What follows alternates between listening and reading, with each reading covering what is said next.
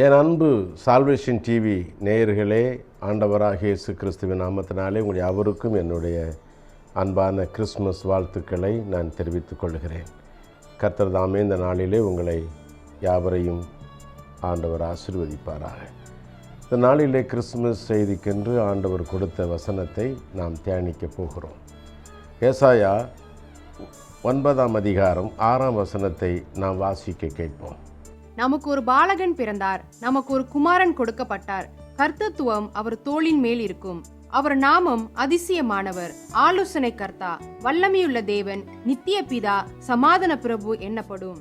நமக்கு ஒரு பாலகன் பிறந்தார் என்று ஏசாயா என்ற ஒரு தீர்க்கதரிசி நம் ஆண்டவர் இந்த பூமிக்கு வருவதற்கு முன்பதாக பல 100 ஆண்டுகளுக்கு முன்பதாக தீர்க்க தரிசனம் உரைத்தார்.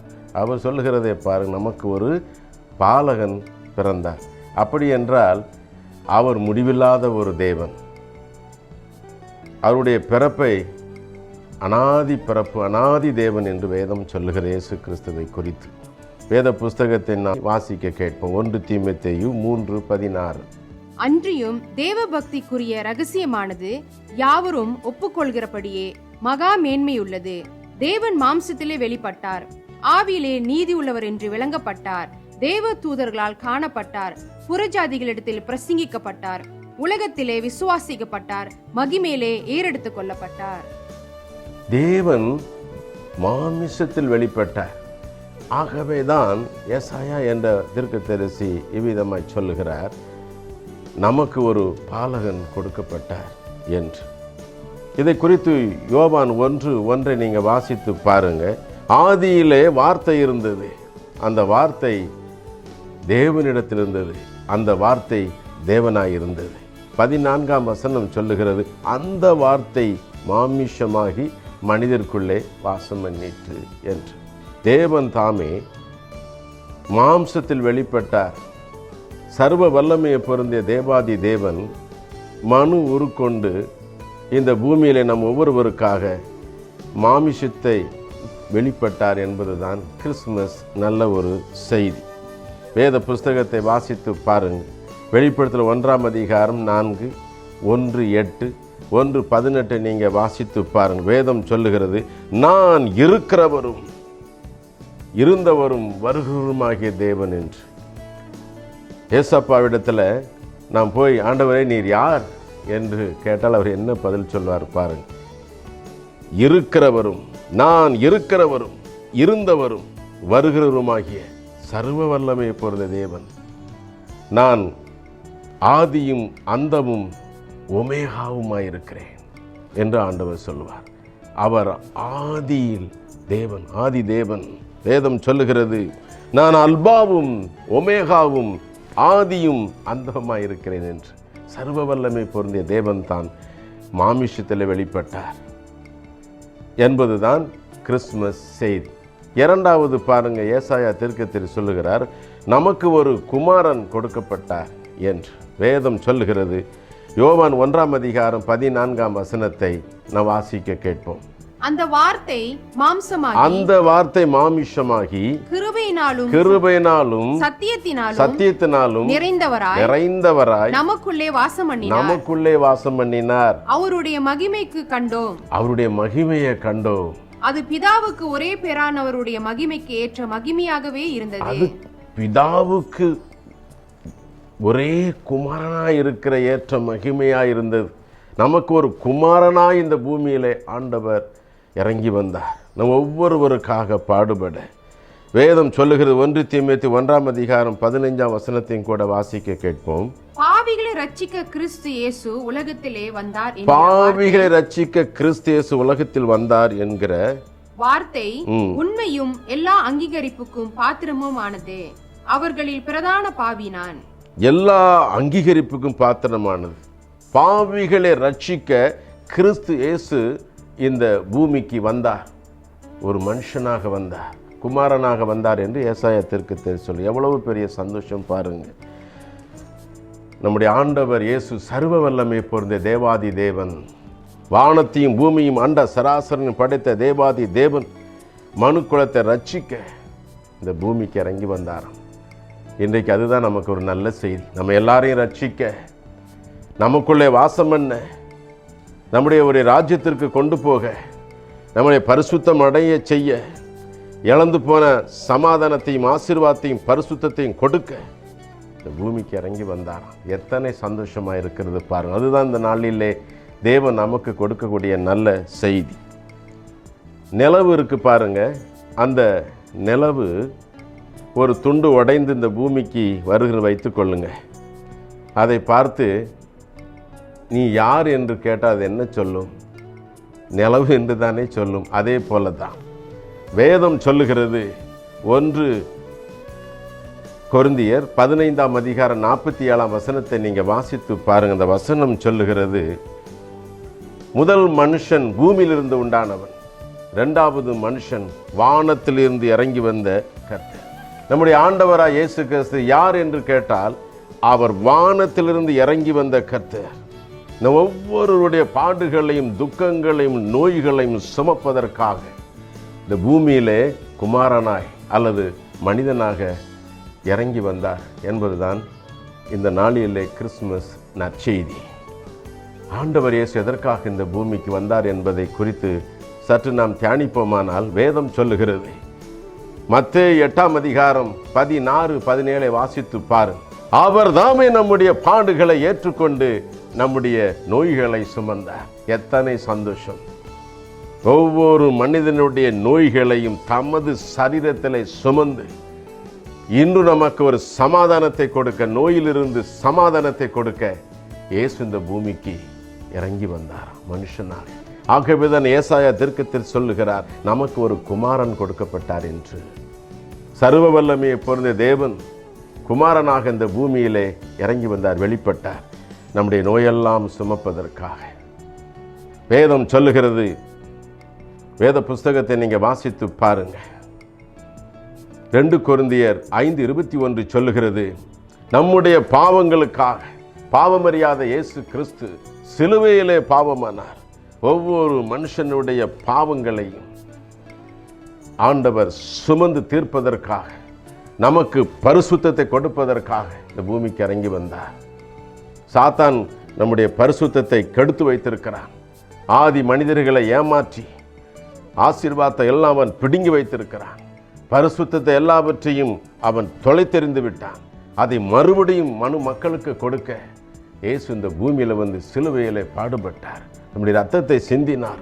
ஆகவே தான் வேதம் சொல்லுகிறது, 1 யோவான் 1:7-9 வாசித்து பாருங்கள். இயேசு கிறிஸ்துவின் ரத்தம் சகல பாவங்களை நீக்கி நம்மை சுத்திகரிக்க அது உண்மையும் நீதி உள்ளதுமாயிருக்கிறது.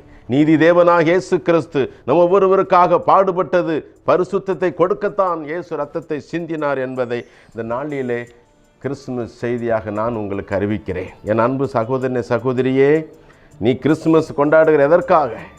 ஆடை ஆபரணங்களை அணிவது மட்டும் கிறிஸ்தவ வாழ்க்கை அல்ல, கிறிஸ்துமஸ் அல்ல. வீடுகளை சுத்தம் பண்ணி ஆடைகளை போடுவதும் மகிழ்ச்சியாக இருப்பதும் கிறிஸ்துமஸ் அல்ல. நீ பரிசுத்தம் அடைய வேண்டும் என்பதுதான் கிறிஸ்துமஸ் நற்செய்தி. வேதம் சொல்லுகிறது, கொலோசியர் 1ஆம் அதிகாரம் 27 நீங்க வாசித்து பாருங்க. வேதம் சொல்லுகிறது, ஒரே ஆண்டவராகிய தேவன் நமக்குள் இருப்பதே ரட்சிப்பு என்று. கிறிஸ்துவானவர் மகிமையின் நம்பிக்கையாய் உங்களுக்குள் இருப்பதே அந்த ரட்சிப்பு. நமக்கு ரட்சிப்பை கொடுக்க, பரிசுத்தத்தை கொடுக்க ஆண்டவர் இயேசு இந்த பூமிக்கு வந்தார். இந்த நாளில் இயேசு கிறிஸ்துவை நம்ம சுமக்கிற ஒரு செய்தி பாருங்க, அதான் கிறிஸ்துமஸ். இயேசு இல்லையா? இந்த நாளில் ஏற்றுக்கொள்ளுங்க. ஆண்டவர் இயேசு நமக்குள் வருவதுதான் கிறிஸ்துமஸ் என்பதை நாம் மறந்துவிடக்கூடாது. இதுதான் கிறிஸ்துமஸ் நற்செய்தி. வேதம் சொல்லுகிறது, கலாத்தியர் 3:13 வாசித்து பாருங்க. இயேசு கிறிஸ்து இந்த பூமிக்கு ஒரு குமாரனாய் மனுஷனுக்கு எதற்கு வந்தார் என்று ஏசாயா தீர்க்கதரிசி சொல்லுகிறார். ஏசாயா 53:10 நீங்க வாசித்து பாருங்க. வேதம் சொல்லுகிறது, பிதாவே அவரை நொறுக்க சித்தமாகி அவரை பாடுகளுக்குட்படுத்தினார். எதற்காக அவரை நொறுக்கினார்? ஏசாயா சொல்லுகிறார், ஏசாயா 53:4-5 வாசித்து பாருங்க. அவர் தாமே நம்முடைய பாடுகளை ஏற்றுக்கொண்டு நம்முடைய துக்கங்களை சுமந்தார். ஒவ்வொரு மனுஷனுடைய துக்கங்களையும் சுமக்க இயேசு இந்த பூமிக்கு மனிதனாக இறங்கி வந்தார் என்பதுதான் கிறிஸ்துமஸ் நற்செய்தி. என் அன்பு சகோதர சகோதரிகளே, இயேசு நமக்குள்ளே பிறந்திருக்கிற ஒரு அனுபவம் இருக்கு பாருங்க. இயேசு கிறிஸ்துவை சுமக்கிற ஒரு அனுபவம் தான் கிறிஸ்துமஸ். நமக்கு டிசம்பர் மாதம் 25 மட்டும் கிறிஸ்துமஸ் அல்ல. கிறிஸ்துமஸ் என்றால் என்ன? இயேசு நமக்குள்ளே வாசம் பண்ணுவது, நம்மை ரட்சித்தது, நம்மை பரலோகத்துக்கு கொண்டு செல்வது, பரலோகத்துக்கு தகுதிப்படுத்துவது, அதுதான் கிறிஸ்துமஸ். இந்த நாளிலே இயேசு உங்கள் வாழ்க்கையில் இல்லையா? ஏற்றுக்கொள்ள, அதுதான் கிறிஸ்துமஸ். அதுதான் கிறிஸ்துமஸ் நற்செய்தி. அது மட்டுமல்ல, எதற்காக இயேசு இந்த பூமிக்கு வந்தார்? மனுஷனாக. வேதம் சொல்லுகிறது, கலாத்தியர் 3:13 நீங்கள் வாசித்து பாருங்க. நம்முடைய சாபங்களுக்காக சாபமறியாத இயேசு கிறிஸ்து சிலுவையிலே அவர் சாபமானார். சாபம் என்றால் என்ன? தீராத கஷ்டம், தீராத தரித்திரம், தீராத பாவம், தீராத வேதனை, இவையெல்லாம் சாபம். இருள் போன்ற வாழ்க்கை, துயரங்கள், இவையெல்லாம் சாபம். இவையெல்லாவற்றையும் சுமந்து தீர்க்க இயேசு இந்த பூமிக்கு வந்தார். என் அன்பு சகோதரனே, சகோதரியே, இந்த நாளிலே, கிறிஸ்துமஸ் நாளிலே நம்முடைய சாபத்தெல்லாம் சுமந்த இயேசுவை நீங்கள் நோக்கி பாருங்க. உங்களுடைய வாழ்க்கைக்கு கொண்டு வாருங்க, உங்களுடைய இருதயத்துக்கு கொண்டு வாருங்க. உங்களுடைய சாபத்தெல்லாம் எடுத்து போடுவார். ஒருவேளை துயரத்தோடு இருக்கிறீர்களா?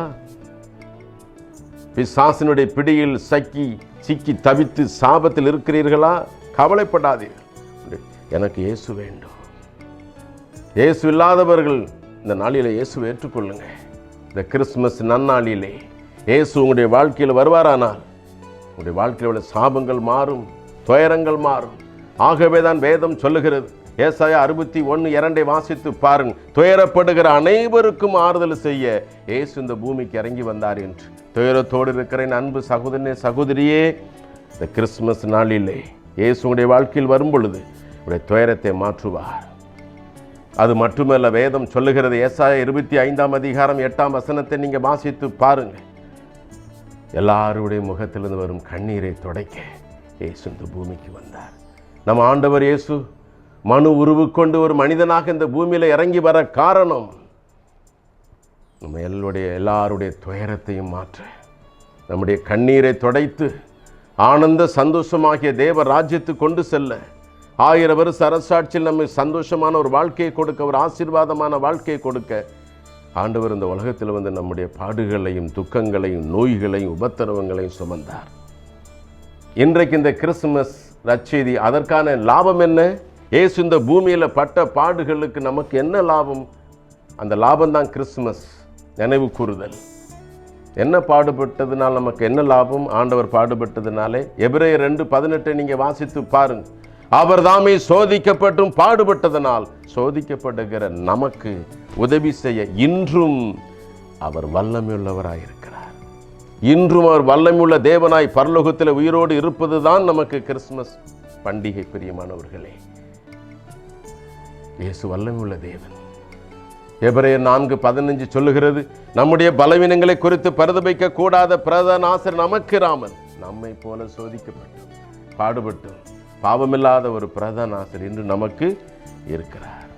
இதுதான் அந்த நாளில் நமக்கு கிறிஸ்துமஸ் பண்டிகை. உபத்திரவத்தின் பாதைகளை போய்கொண்டிருக்கிறீர்களோ, துயரத்தின் பாதைகளை போய்கொண்டிருக்கிறீர்களோ, கவலைப்படாதீர்கள். நம் ஆண்டவர் இயேசு இந்த பூமியில் வந்து நம்ம ஒவ்வொருடைய பாடுகளையும் துயரங்களையும் சுமந்திருக்கிறார். இன்று உங்களுடைய வாழ்க்கையில், உங்களுடைய குடும்பத்தில், உங்களுடைய தனிப்பட்ட வாழ்க்கையில் இயேசு வரும் பொழுது உங்களுடைய வாழ்க்கை ஆனந்தம், மகிழ்ச்சியாகும். அதுதான் அந்த நாளிலே தேவன் நமக்கு கொடுக்கிற கிறிஸ்துமஸ் செய்தி. அது மட்டுமல்ல, வேதத்தில் ஒரு வசனத்தை நான் வாசிக்க கேட்போம். யோவான் 3:16 நான் வாசிக்க கேட்போம். தேவன் தம்முடைய ஒரே பேரான குமாரனை விசுவாசிக்கிறவன் எவனோ, தேவன் தாமே தம்முடைய ஒரே பேரான குமாரனை விசுவாசிக்கிற எவனும் அவன் கெட்டு போகாமல் நித்திய ஜீவனை அடையும்படி அவரை தந்தருளி இவ்வளவாய் உலகத்தில் அன்பு கூர்ந்தார். நித்திய ஜீவனை கொடுக்கும்படி ஆண்டவர் இந்த பூமிக்கு வந்தார். வேதம் சொல்லுகிறது போல, மத்தேயு 8:16-17 சொல்லுகிறது, நோய்க்கு பதிலாக சுகத்தையும், 2 கொரிந்தியர் 8:9 சொல்லுகிறது போல தரித்திரத்துக்கு பதிலாக ஐஸ்வர்யத்தையும், 1 யோவான் 5:11 சொல்லுகிறது மரணத்துக்கு பதிலாக நித்திய ஜீவனை கொடுக்க ஆண்டவர் இயேசு இந்த பூமிக்கு வந்தார். என் அன்புக்குரியவர்களே, நமக்கு ஒரு நல்ல ஒரு வாழ்வு, நித்திய ஜீவனை கொடுக்கத்தான் இயேசு தன் ஜீவனை மரணத்தில் ஊற்றினார்.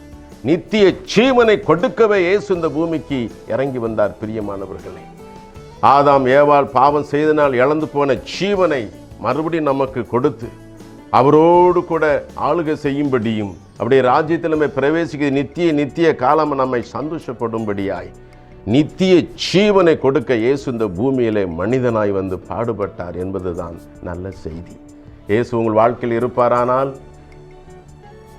அவருடைய பரிசுத்தத்தை நீங்கள் பெற்றுக்கொள்வீர்களானால் உங்களுக்கு நித்திய ஜீவன் உண்டு. அதுதான் கிறிஸ்துமஸ் செய்தி. பிரியமானவர்களே, கடைசியாக நான் பார்ப்போம், அவரை குறித்து ஏசாயா தீர்க்கதரிசி சொல்லுகிறதை நீங்கள் கவனித்து பாருங்கள். அவர் அதிசயமான தேவன். நியாயாதிபதி 13ஆம் அதிகாரம் 3, 4, 5, 16 நீங்கள் வாசித்து பாருங்கள். வேதம் சொல்லுகிறது அவர் அதிசயமானவர். ஏசப்பாவை குறித்து வேதம் சொல்லுகிறது அவர் அதிசயமான காரியங்களை செய்கிற தேவன் என்று. மனோவா என்ற ஒரு தம்பதிக்கு குழந்தை இல்லாமல் இருந்த அவர்களுக்கு அவருடைய வாழ்க்கையை அவர்கள் ஆண்டவரை தேடினபடினால் ஏசப்பா அவர்களை சந்திக்கிறார். மனோவா கேட்கிறார், நீர் யார்? ஆண்டவர் சொல்லுகிறார், என் நாமத்தை நீ கேட்பாயானால் அது அதிசயம். என்னுடைய நாமம் அதிசயம். கிறிஸ்துமஸ் நாளில் உங்கள் வாழ்க்கையில் அதிசயம் செய்ய இயேசு உங்களுடைய வாழ்க்கையில் வர வேண்டும், உடைய உள்ளத்தில் வர வேண்டும், உடைய குடும்பத்தில் வர வேண்டும். அதிசயமான காரியங்களை அவர் நம்முடைய வாழ்க்கையில் இன்றும் செய்கிற தேவன். ஆகவே தான் அவரை குறித்து ஏசாயா எழுதுகிறார், அவர் அதிசயமான காரியத்தை செய்கிற அதிசயமானவர் என்று. அது மட்டுமல்ல, வேதம் சொல்லுகிறது, ஏசாயா 28:29 சொல்லுகிறது, அவர் ஆலோசனை கர்த்தர். ஏசாயா சொல்லுகிறார் ஆலோசனை கர்த்தர். ஏசாயா 28:29 நீங்க வாசித்து பாருங்க. அவர் ஆலோசனையில் ஆச்சரியம் உள்ளவரும் செயலில் மகத்துவம் உள்ள தேவனாயிருக்கிறார். நம்முடைய வாழ்க்கையிலே அவர் அதிசயங்களையும் அற்புதங்களையும் செய்கிற தேவன் மட்டுமல்ல, ஆலோசனை கொடுக்கிற தேவன். மோசே இஸ்ரவேல் மக்களை வழிநடத்தி கொண்டு போன போது செங்கடலை கடக்க வேண்டிய ஒரு நிலை, வலது பக்கம் இடது பக்கம் மலைகள் சூழ்ந்திருக்கிறது. இஸ்ரவேல் மக்கள் 6 லட்சத்திற்கு அதிகமான மக்கள் ஆடு மாடுகளோடு கூட பொருள்களோடு அங்கே போக முடியாது. அந்த செங்கடலை கடந்துதான் போக வேண்டும். பின்னாடி பார்வோன் சேனைகளோடு இஸ்ரவேல் மக்களை அழிக்க வருகிறான். பக்தனாகிய மோசே ஆண்டவரிடத்தில் போய் கேட்க, ஆண்டவரை என்ன செய்வது? சரியான நேரத்தில் சரியான ஒரு ஆலோசனையை மோசே கொடுத்தார். மோசே, உன் கையில் என்ன கோல்? உன் கோலை இந்த செங்கடலுக்கு நேராக நீட்டு என்றார். மோசே கடலுக்கு நேராக தன் கோலை நீட்டின பொழுது செங்கடல் 2ஆக பிரிந்தது. சரியான நேரத்தில் இஸ்ரவேல் மக்களை மோசேன் மூலமாக சரியாக வழி நடத்தினார் அவருடைய ஆலோசனையின்படி. இன்று நம்முடைய வாழ்க்கையில் அவர் ஆலோசனை கர்த்தராய் இருக்கிறார். பிரியமானவர்களே, ஆகவேதான் ஏசாயா தீர்க்கதரிசி சொல்லுகிறார், அவர் ஆலோசனை கர்த்தர். சாதாரண ஒரு மனிதனாக இந்த பூமியிலே கன்னி மரியாள் வயிற்றில் பிறந்தார் என்பதை மட்டும் நாம் நினைத்து கொண்டிருக்கிறோமே தவிர, அவர் சர்வ வல்லமை பொருந்த தேவன், ராஜாதி ராஜா, இந்த பூமி 1000 வருஷம் அரசாட்சி செய்ய போகிற தேவன் என்பதை நாம் மறந்து விடுகிறோம். சகரியா 14ஆம் அதிகாரம் 9 வாருங்க. 1000 வருஷம் அரசாட்சி நமக்கு கொடுக்க ஆண்டவராய் இயேசு கிறிஸ்து ஒரே கர்த்தராய் ராஜாதி ராஜாவாய் இந்த பூமிக்கு வரப்போகிறார் என்று வேதம் சொல்லுகிறது. அவர் ஆலோசனை கர்த்தர். வேதம் சொல்லுகிறது, யாத்திராகம் 14ஆம் அதிகாரம் 11 - 21 நீங்க வாசித்து பாருங்க. அவர் அதிசயமான தேவன் என்று வேதம் சொல்லுகிறது. யாத்திராகம் 15 22 முதல் 27 வரை நீங்க வாசித்து பாருங்க. இஸ்ரவேல் மக்களை மோசே வழிநடத்தி கொண்டு போன போது மாரா ஒரு இடத்துக்கு வந்தார்கள், சூரு வனாந்தரத்திலே. அங்கே அவர்கள் தாகம் தீர்ப்பதற்கு தண்ணீர் இல்லாமல் இருந்தது. திடீரென்று மாரா என்ற இந்த இடத்துல தண்ணீர் கிடைத்தது. ஜனங்கள் ஓடி பருக போனார்கள். ஆனால் தண்ணீர் கசப்பாக இருந்தது. மோசே இடத்துல முறையிட்டார்கள். மோசே ஆண்டவரிடத்தில் கேட்டான், ஆண்டவரே, தண்ணீர் கிடைத்ததனால் கசப்பாக இருக்கிறது, என்ன செய்வது என்று. ஆண்டவர் சொன்னார், ஆலோசனை கொடுத்தார், இந்த மரத்தை வெட்டி அந்த தண்ணீரிலே போடு. அந்த தண்ணீரில் அவன் போட்ட போது மதுரமாய் மாறிற்று. அந்த மரம் யார்? ஆண்டவராகிய இயேசு கிறிஸ்து. மதுரமான ஆண்டவர் உன் வாழ்க்கையில் வரும் பொழுது உன் வாழ்க்கையை மதுரமாக மாற்றி கொடுப்பார். அதான் கிறிஸ்துமஸ் நற்செய்தி. அவர் ஆலோசனை கர்த்தர், நித்திய பிதா என்று வேதம் சொல்லுகிறது. ஏசாயா 9ஆம் அதிகாரம் 6ஆம் வசனத்தை நீங்கள் வாசித்து பாருங்க. அவர் நித்திய பிதா. யோவான் 14ஆம் அதிகாரம் 8, 9 நீங்கள் வாசித்து பாருங்க. பிலிப்பு கேட்கிறார், ஆண்டவரே பிதா பிதா என்று சொல்லுகிறீரே, பிதாவை எங்களுக்கு காண்பியும் என்று. என்னை கண்டவன் பிதாவை கண்டான். பிலிப்புவே, இவ்வளவு நாளும் நீங்கள் என்னோடு கூட இருந்தும் என்னை யார் என்று தெரியவில்லையே. நான் யார்? என்னை கண்டவன் பிதாவை கண்டான். என் அன்புக்குரிய சகோதர சகோதரிகளே, நம்முடைய ஆண்டவர் இயேசு சர்வ வல்லமையை பொருந்திய பிதா என்பதை நாம் மறந்துவிடக்கூடாது. அவர் பிதாவானவராய் நம்மோடு கூட இருந்து நம்மை வழிநடத்துகிற தேவன், சகலவிதமான ஆசீர்வாதத்தையும் கொடுக்கிற தேவன். அதுதான் இந்த நாளிலே நாம் நினைவு கூற வேண்டும். என்னுடைய பிதாவே என்று அறிக்கை செய்ய வேண்டும். அதுதான் ஆண்டவருடைய நற்செய்தி, கிறிஸ்துமஸ் செய்தி. அது மட்டுமல்ல, ஏசாயா தீர்க்கதரிசி சொல்றார். ஏசாயா 9:6 நீங்க வாசித்து பாருங்க. சமாதானத்தின் தேவன் நம்முடைய ஆண்டவர் இயேசு யார்? இந்த கிறிஸ்துமஸ் நாளில் நீங்கள் தெரிந்து கொள்ள வேண்டியது, அவர் சமாதானத்தின் தேவன். நமக்கு சமாதானத்தை கொடுக்கிறவர். நமக்கு சமாதானத்தை கொடுக்கதான் இந்த பூமியில வந்து ரத்தத்தை சிந்தினார் என்று வேதம் சொல்லுகிறது. கொலோசியர் 1ஆம் அதிகாரம் 20 நீங்க வாசித்து பாருங்க. இயேசு கிறிஸ்து சிலுவை மரத்தில் ரத்தத்தை சிந்தி ஒவ்வொரு மனுஷனுக்கும் சமாதானத்தை கொடுத்தார். ஒவ்வொரு மனுஷனுக்கும், எனக்கும், நமக்கும், உங்களுக்கும், இந்த உலகத்தில் பிறக்க போகிற அத்தனை மக்களுக்கும் சமாதானத்தை கொடுக்க சமாதானத்தின் தேவன் இந்த பூமியிலே மனுஷனாய் வந்து, சமாதானத்தின் தேவன் மனுஷனாய் வந்து தன்னுடைய ரத்தத்தை சிந்தி தன் ஜீவனை கொடுத்து நமக்கு சமாதானத்தை ஏற்படுத்தி வைத்திருக்கிறார். ஐயோ, எனக்கு சமாதானம் இல்லையே என்று கண்ணீர் வடிக்கிற என் அன்பு சகோதரனே, சகோதரியே, நீ யாராயிருந்தாலும் சரி, அந்த சமாதானத்தின் தேவன் உன் வாழ்க்கையிலே நீ ஏற்றுக்கொள்ளும் பொழுது இன்று உன் வாழ்க்கை சமாதானமாயிருக்கும். அதுதான் கிறிஸ்துமஸ் நல்ல செய்தி. ஆகையதான் இயேசு கிறிஸ்து நம்முடைய ஆண்டவர் பரலோகத்துக்கு ஏறி போகும்போது சொன்னார். யோவான் 14:27 வாசித்து பாருங்கள். சமாதானத்தை நான் வைத்து போகிறேன், என்னுடைய சமாதானத்தை நான் உங்களுக்கு கொடுக்கிறேன். உலகம் கொடுக்கிற பிரகாரம் நான் உங்களுக்கு கொடுக்கிறதில்லை. உங்கள் இருதயம் கலங்காமலும் பயப்படாமல் இருப்பதாக என்று. என் அன்பு சகோதரனே, சகோதரியே, என்ன காரியத்திலே சமாதானத்தை இழந்து தவிக்கிறாயோ கவலைப்படாதே. இந்த நாளில் இந்த சமாதானத்தின் தேவனாகிய நம்முடைய ஆண்டவராய் இயேசு கிறிஸ்துவுடைய வாழ்க்கையிலே நீங்கள் ஏற்றுக்கொள்ளுங்கள். நித்திய காலமாக நமக்கு சமாதானத்தை கொடுக்கிற தேவன், பாவத்திலிருந்து நமக்கு விடுதலை கொடுக்கிற தேவன், சாபத்திலிருந்து நமக்கு விடுதலை கொடுக்கிற தேவன், நோயிலிருந்து நம்மை விடுதலை கொடுக்கிற தேவன், தரித்திரம் பற்றாக்குறை நமக்கு விடுதலை கொடுக்கிற தேவன், அசுத்த ஆவியின் பிடியில் நமக்கு விடுதலை கொடுக்கிற தேவன், சகல ஆசீர்வாதத்தை நமக்கு கொடுக்கிற தேவன். நம்முடைய வாழ்க்கையில என்ன ஆசீர்வாத குறைவினால் சமாதானத்தை இழந்து தவிக்கிறோமோ, நமக்கு சமாதானத்தை கொடுக்கிற தேவன். எல்லாவற்றுக்கும் மேலாக 1 பேதுரு 1:15 சொல்லுகிறது, 16 சொல்லுகிறது, நான் பரிசுத்தராய் இருக்கிறது போல நீங்களும் பரிசுத்தராயிருங்கள். நமக்கு பரிசுத்தத்தை கொடுத்து அவரை போல மாற்றி அவருடைய ராஜ்யத்தில் நம்ம சேர்ப்பதற்கு இன்று நமக்கு சமாதானத்தின் தேவனாய் நம்மோடு கூட இருக்க விரும்புகிறார். அதுதான் கிறிஸ்துமஸ் பண்டிகை. பிரியமானவர்களே, 1980 ஆகஸ்ட் மாதம் 17ஆம் தேதி ஆண்டவராய் இயேசு கிறிஸ்துவின் சொந்த இரட்சகராய் ஏற்றுக்கொண்டேன். அதற்கு முன்பதாக பாவத்திலும் சாபத்திலும் நோயிலும் துவண்டு திரிந்தேன். விடுவிப்பார் யாரும் இல்லை. ஆண்டவர் அறியாத ஒரு இந்து குடும்பத்தில் பிறந்தவனாயிருந்தேன். இயேசுவை நோக்கி நான் பார்த்தேன். இயேசு என் வாழ்க்கையில் வந்தார், ஒரு பெரிய சமாதானத்தை கொடுத்தார். இன்றும் எனக்கு சமாதானத்தை கொடுக்க வல்லமையுள்ளவராயிருக்கிறார். நான் உன்னை விட்டு விலகுவதுமில்லை, உன்னை கைவிடுவதுமில்லை என்று சொல்லி என் வாழ்க்கையில் என்னோடு கூட இருக்கிறார். சமாதானத்தின் தேவன் இன்றும் என் வாழ்க்கையில் எவ்வளவு துயரங்கள் வந்தாலும், எவ்வளவு பாடுகள் வந்தாலும், எவ்வளவு நோய்கள் வந்தாலும், மரண படுக்கை வந்தாலும், எல்லாரும் கைவிட்டாலும் கைவிடாத நேச கர்த்தரை நான் உங்களுக்கு அறிமுகப்படுத்துகிறேன். அவர் சமாதானத்தின் தேவன். சீக்கிரமாய் வரப்போகிறார். உன் வாழ்க்கைக்கு சமாதானம் வேண்டுமா?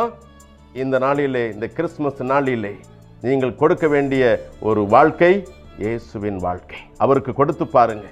வாழ்நாள் முழு சந்தோஷம் சமாதானமாய் கைவிடாமல் அவர் உங்களை பாதுகாப்பார். என் அன்பு சகோதர சகோதரிகளே, இயேசு நமக்கு அவசியமாயிருக்கிறார்.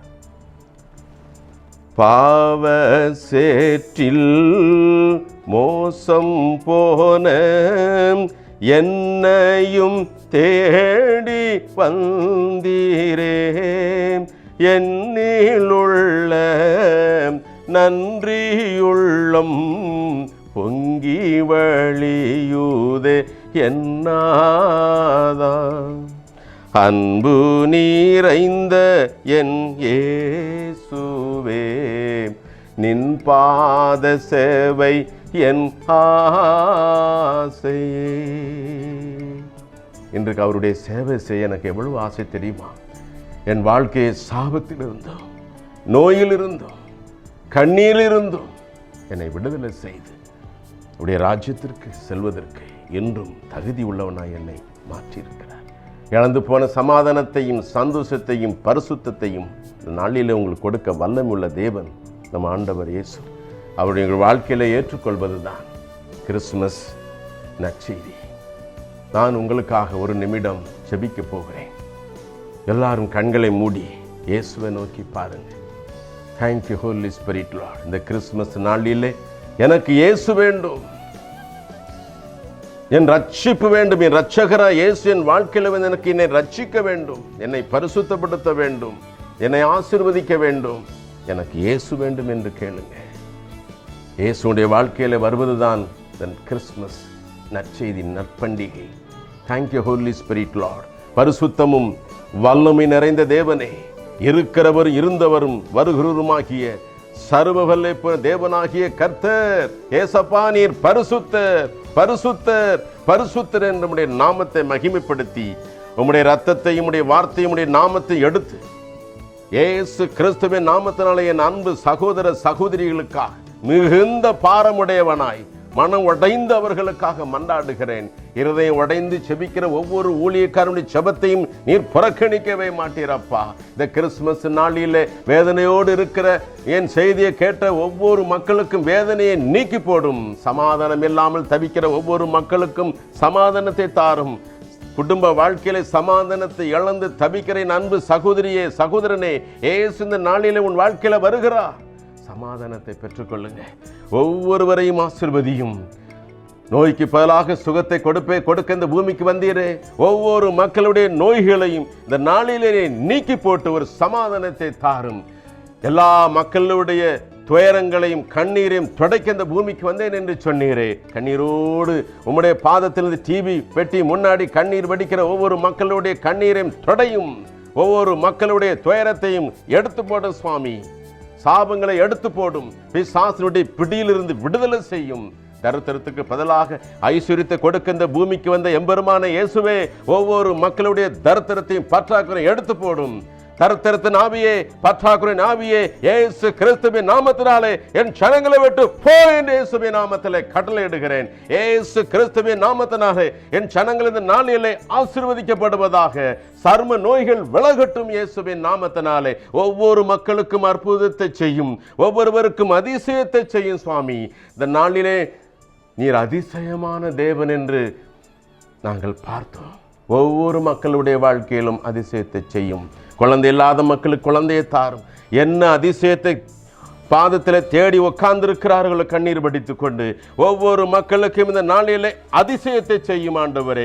நீர் ஜீவனோடு இருக்கிறீர். ஒவ்வொரு மக்களுக்கும் அற்புதத்தை செய்யும் ஆண்டவரே. தேவாதி தேவனே, வானத்தையும் பூமி உண்டாக்கின என் ஆண்டவரே, இயேசுவாக மனிதனாக இந்த பூமியில வந்து ஒவ்வொரு மக்களுக்கும் பாடுபட்டு இன்றும் ஜீவனுள்ள பிதாவாய் பரலோகத்தில் இருக்கிற என் ஆண்டவர் இயேசுவே, ஒவ்வொரு மக்களையும் ஆசீர்வதியும். கர்த்தருடைய ஆவியானவர் எங்குண்டோ அங்கே விடுதலை உண்டு. ஒவ்வொரு மக்களுக்கும் இந்த நாளிலே ஆவியானவர் விடுதலை கொடுப்பீராக இயேசப்பா. ஒவ்வொரு மக்களையும் சந்தோஷப்படுத்தும். ஒவ்வொரு உடைபட்ட உள்ளத்தையும் ஆறுதல் படுத்தும். குமரி வடிக்கிற கண்ணீரை ஆனந்த கண்ணீராக மாற்று சுவாமி. தோல்வியை வெற்றியாக மாற்றி தாரும் சுவாமி. நன்றி ஆண்டவரே. ஒவ்வொரு மக்களையும் சந்திப்பதற்காக சோத்திரம். என்னென்ன நோயோடு உட்கார்ந்து இருக்கிறார்களோ ஒவ்வொரு மக்களுடைய நோய்களும் இந்த நாளிலே சரீரத்தை விட்டு போய் என்று இயேசுவின் நாமத்திலே கட்டளையிடுகிறேன். நடக்க முடியாத கால்கள் நடக்கட்டும். வயிற்று எரிச்சல் நாளை துடிக்கிற ஒரு சகோதரி இயேசு இந்த நாளிலே சுகமாக்கி கொண்டிருக்கிறார். சகோதரியே, உடைய சுகத்தை பெற்றுக்கொள்ள. Accept healing right now. உடைய சுகத்தை பெற்றுக்கொள்ளுங்கள் சகோதரியே. மரித்து கொண்டிருக்கிற மக்களை சுகமாக்கும் அப்பா. எழுந்திருக்க பண்ணும். ஜீவனை கொடும். ஆயுசு நாட்களை கூட்டிக் கொடும். தாங்க முடியாத வேதனையினாலே துடித்து கொண்டிருக்கிற, இதய நோயினால் துடித்து கொண்டிருக்கிற ஒவ்வொரு மக்களுக்கு விடுதலையை தாரும். இனிப்பு நீரினால் அவஸ்தைப்பட்டு கால் அழுகி கிடக்கிற கால்கள் குணமடையட்டும் இயேசுவின் நாமத்தினாலே. என் ஜெபத்தை என் ஆண்டவர் இயேசு ஜீவனுள்ள ஆண்டவர் கேட்டு மக்களை விடுதலை செய்வதை நான் காண்கிறேன். எனக்கு இயேசு வேண்டும், அவர்தான் எனக்கு கிறிஸ்துமஸ் நாள் என்று சொல்லி தன்னுடைய வாழ்க்கையை கொடுக்கிற ஒவ்வொருவரையும் பரிசுத்தப்படுத்தி அவருடைய உள்ளங்களிலே பிரவேசித்து உம்முடைய நாமத்தை மகிமைப்படுத்தும்படி நான் ஜெபிக்கிற ஆண்டவரே, என் ஆண்டவர் இயேசு ஜீவனுள்ள ஆண்டவர் என்பதை நான் விளங்க செய்கிறேன். இயேசுவே, நீர் சீக்கிரமாய் வாரும். ஒவ்வொரு மக்களுக்கும் நீர் அற்புதத்தை போல செய்து கொண்டிருப்பதை நான் காண்கிறேன். அப்பா, நீ ஜீவனுள்ள ஆண்டவர் என்பதை நிரூபித்துக் கொண்டிருக்கிற அதற்காக ஸ்தோத்திரம். சரீரத்திலையும் பிள்ளைகள் ஒவ்வொருவரும் அற்புதத்தை ருசித்துக் கொண்டிருப்பதற்காக ஸ்தோத்திரம். ஆசீர்வதியும். ஒவ்வொரு குடும்பத்திலும் பிரவேசித்திருப்பதற்காக நன்றி. இந்த சால்வேஷன் டிவியை பார்த்து கொண்டிருக்கிற அத்தனை மக்களையும் ஆசீர்வதியும். நன்றி ஆண்டவரே, கோடி நன்றி. எல்லா துதி கன மகிமை யாவற்றும் உமக்கு செலுத்துகிறோம். ஆண்டவராய் இயேசு கிறிஸ்து நாமத்திலே ஜெபித்து உடைய ஆசீர்வாதத்தையும் சமாதானத்தின் ஜெயத்தையும் விடுதலையும் எடுத்துக்கொள்கிறோம் பரலோக பிதாவே. ஆமேன், ஆமேன்.